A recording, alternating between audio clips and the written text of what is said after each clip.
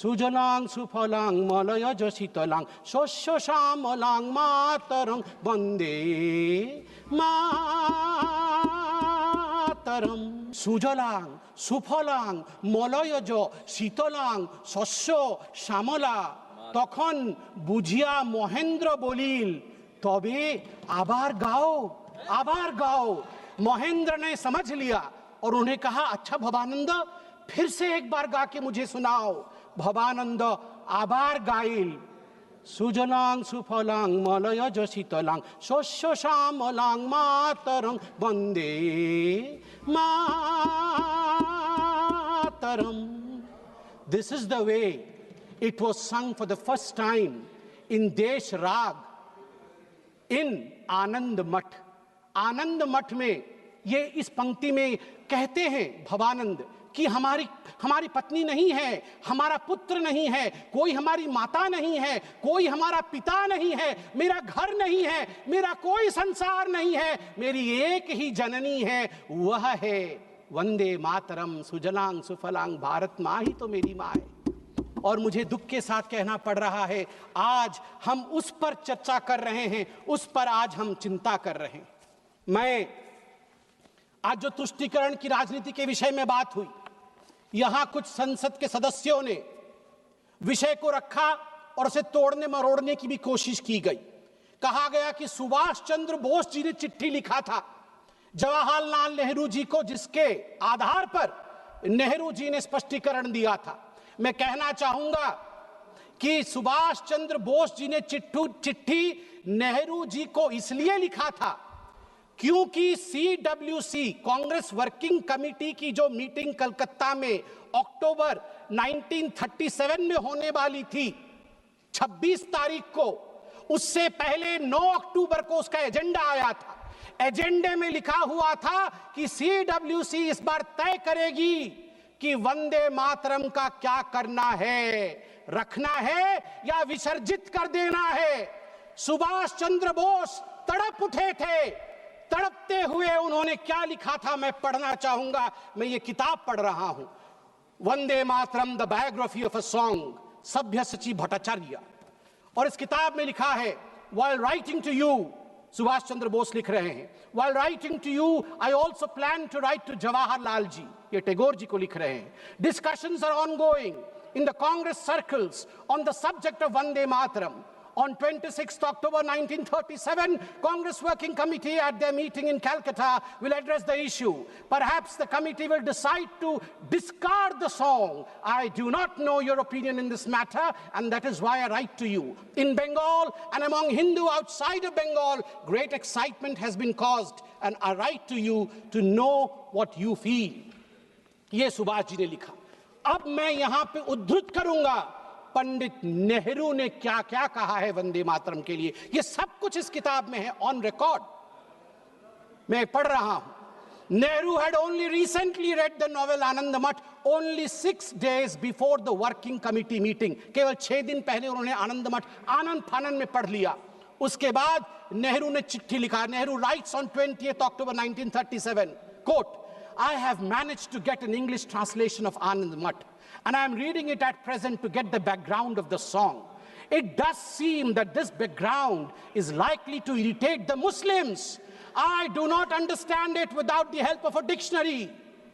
आप चिंता करिए, नेहरू देश के प्रथम प्रधानमंत्री आनंद मठ जैसे महान किताब को, बंकिम ऋषि बंकिम के उस महान ग्रंथ को आनंद फानन में 6 दिन पहले पढ़ रहे थे CWC, ताकि वंदे मातरम को विसर्जित करना है या रखना है इसका निर्णय वो ले सके। आप सोच के देखिए ये किस प्रकार की धृष्टता थी भारतवर्ष के साथ।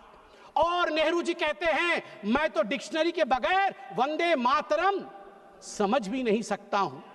LOP का भी वही हाल है, LOP का भी वही हाल है, तभी आज वो नदारत है। बिना डिक्शनरी के ये वंदे मातरम क्या है समझ भी नहीं सकते हैं। धन्यवाद है माननीय प्रधानमंत्री जी का आज मौका दिया है। कुछ लोग घर में डिक्शनरी पढ़ पढ़ के आके भाषण तो किया है उन्होंने, वरना अभी तक वंदे मातरम का अर्थ भी नहीं समझ में आता। आगे नेहरू जी क्या कहते हैं मैं आपको पढ़ के सुनाऊंगा। नेहरू जी के सब कुछ कहने के बाद कांग्रेस वर्किंग कमेटी की मीटिंग होती है। रिजोल्यूशन मेरे हाथ में है इस किताब में। कांग्रेस वर्किंग कमेटी की जो रिजोल्यूशन है वंदे मातरम को लेके, उसमें बहुत कुछ है, मैं कुछ पोर्शन पढ़ रहा हूं। The other stanzas of the song are little known and hardly ever sung. They contain certain allusions and a religious ideology which may not be in keeping with the ideology of other religious groups in India.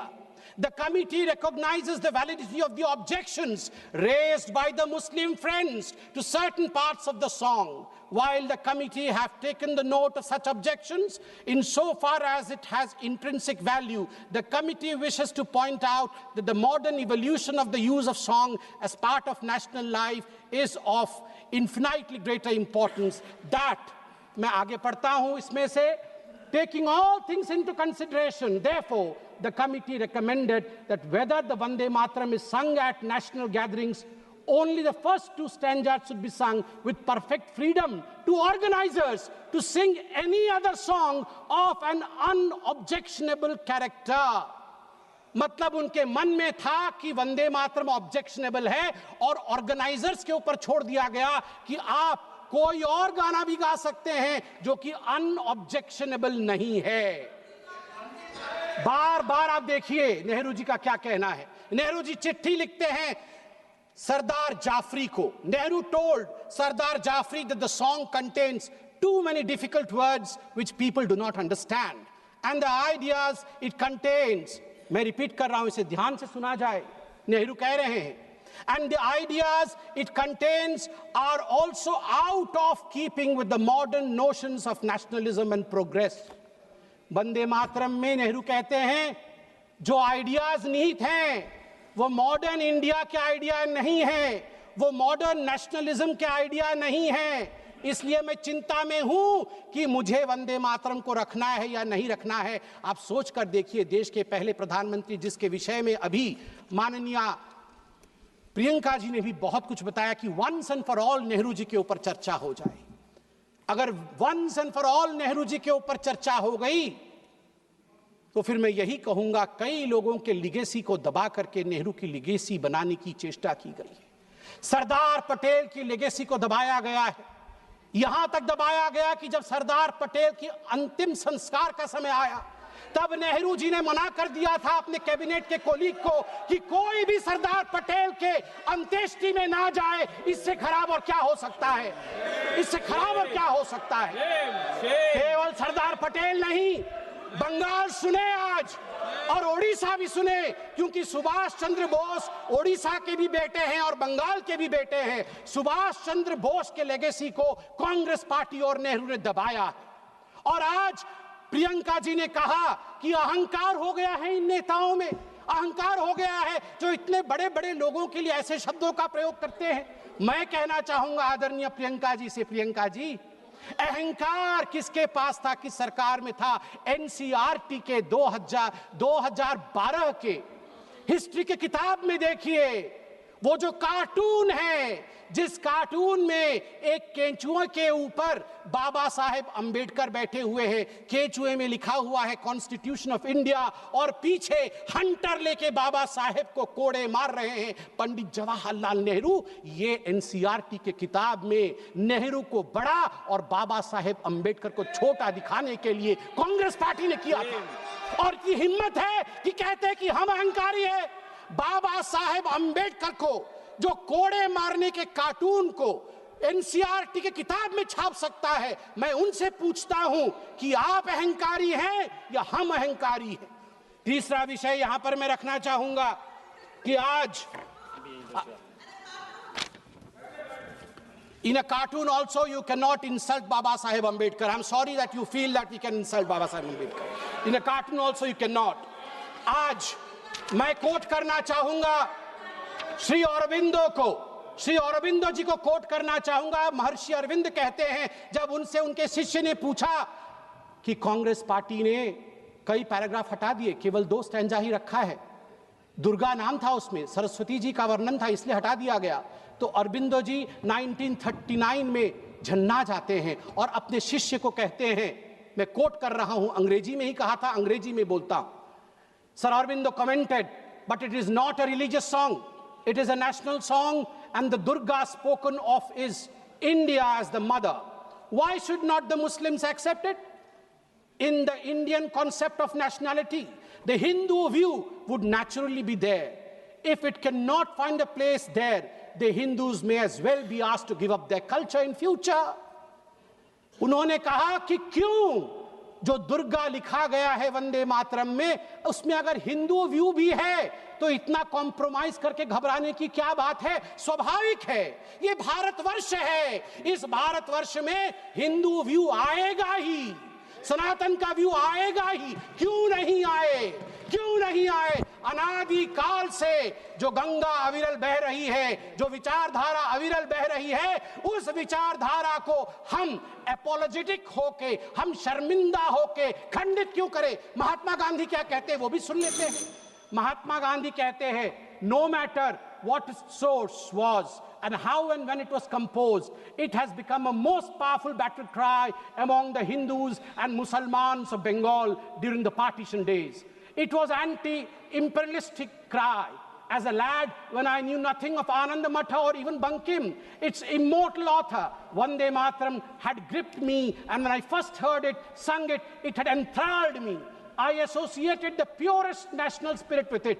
It never occurred to me that it was a Hindu song or meant only for the Hindus. Unfortunately, now we have fallen on evil days. Madam, ab 2 minute lunga. Unfortunately, now we have fallen on evil days. Tvam hi Durga dashapraharana dharini kamala kamal dala viharini वाणी विद्यादायिनी नमामि त्वां नमामि कमलां अमलांग तुलांग सुजलांग सुफलां मातरम वंदे मातरम। बंगाल के मेरे साथी बैठे हैं। अंत में बंगाल के मेरे साथियों से मैं कहना चाहूँगा, अगर माँ दुर्गा का नाम लेना सांप्रदायिकता है, बंगाल और उड़ीसा हम सब एक संस्कृति महाप्रभु जगन्नाथ जी को मानने वाले लोग हैं।